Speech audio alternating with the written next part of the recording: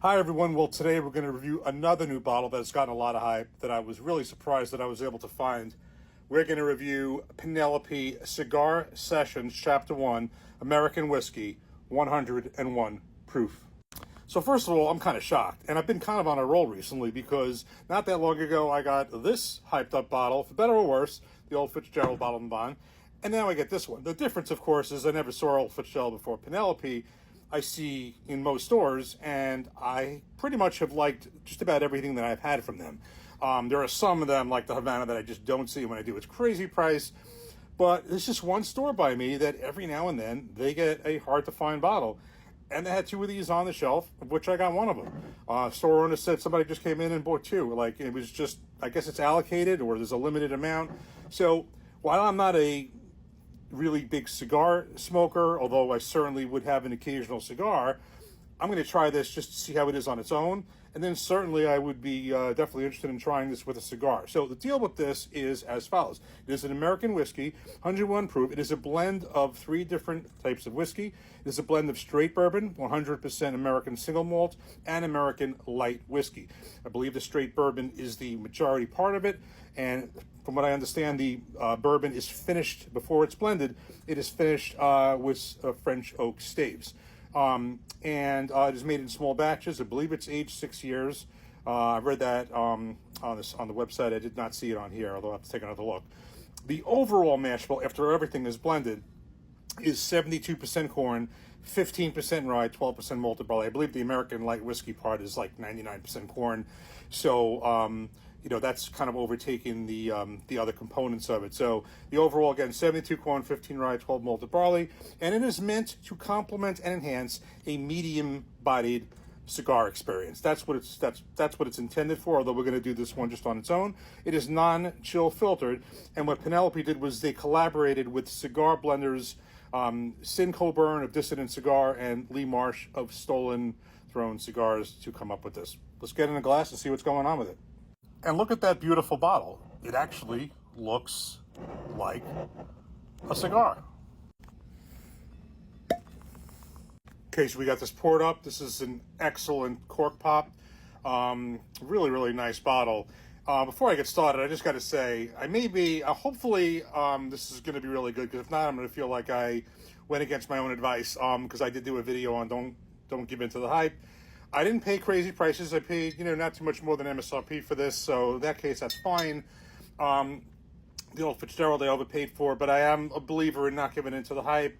However, sometimes this is something you want, and the thing with me is I'm so used to not seeing the new bottles that are hard to get in New Jersey that it's just like very tempting to get something that you want when you see it, because this is the only store I've seen this in. That was the only store I saw that. And so in my area, and you may have this in common in your area, you have to balance your not wanting to give in to hype with the fact that you really want something and you're not going to see it.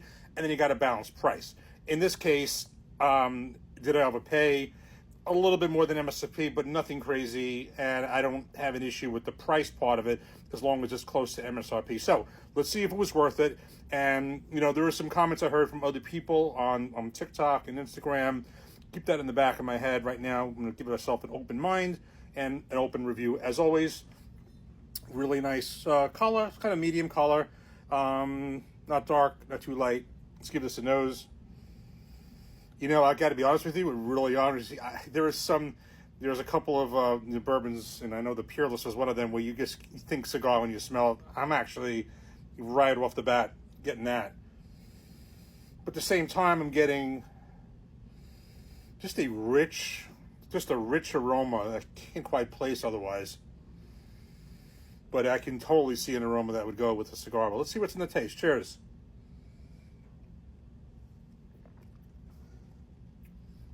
That's very nice. I did notice something that I'm going to make a comment on. I got to take another sip. Okay. This is a delicious pour. I'm going to call this, say, 3/4 of this. But I was told, and I did this on my own, I saw it and, gave into it. Not in a bad way. This wasn't crazy price. But I was told by several people on TikTok and Instagram who have tried this that you're going to go through this, it's going to taste good, but then it just kind of falls to the floor with the finish. There really isn't much finish. I totally see it, like it falls down. But I did read why, and maybe when I have a cigar with it, it might make sense. Supposedly, it's kind of like where it leaves room for the cigar. After that, I'm not talking in very layman's term. I'm not a experienced cigar smoker, but I did read that its finish is a little kind of like drops out because that's where the cigar is meant to come into it. I don't know. So we're going to drinking it, I guess, without the cigar. You may notice that more. Everything up to the finish is really good. Let's do this again. I'm getting I'm getting chocolate. I'm getting fruit. I'm getting rich caramel. This is really good. Now, I was afraid, I'm going to be honest with you, since I've literally never had American light whiskey before. I know Penelope has one. And I really gave American single malt a try. I have not been a really big fan of it. I really would like to. I know that's up and coming. So I was kind of like hesitant to how I would like this. But first of all, the bourbon is the majority part of it. You can tell by the mash bill, the 72 corn, so it kind of takes over. But there's just enough of it to make it interesting. I would say, unlike with the review where I felt I really gave into the hype on the Old Fitzgerald, I did give into the hype, but in this particular case, I didn't really overpay that much, and I happen to like this.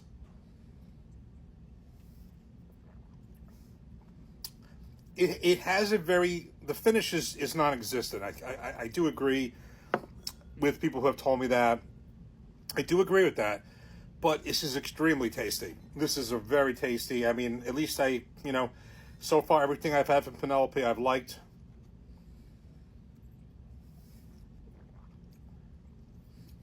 There's definitely a hint of chocolate in this. So I think at another time I will maybe attempt to pair this with a cigar as it's meant to, but honestly, this is fine on its own. I think I do agree with those who have said that the finish is non-existent. I'm going to tell you right now, my friend Joel from the Whiskey Rocks podcast was the first person I heard that from. He's absolutely correct in that. I do agree with that. I think the reason why, though, is because of what I read, but that's just my own guess at that. So in any event,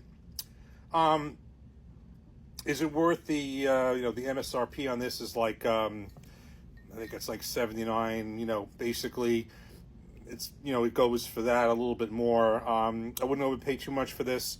I guess if you smoke cigars, this would be really good. But even on its own, aside from my issue with the finish, and I was very hesitant going in, although I really wanted to get it. The light whiskey and the American single malt component of this, I didn't know how that was going to play into it, but this is a delicious chocolate, caramel, rich fruit. This is a delicious pour. So I'll give this a thumbs up, whether I have it with a cigar or not. Cheers.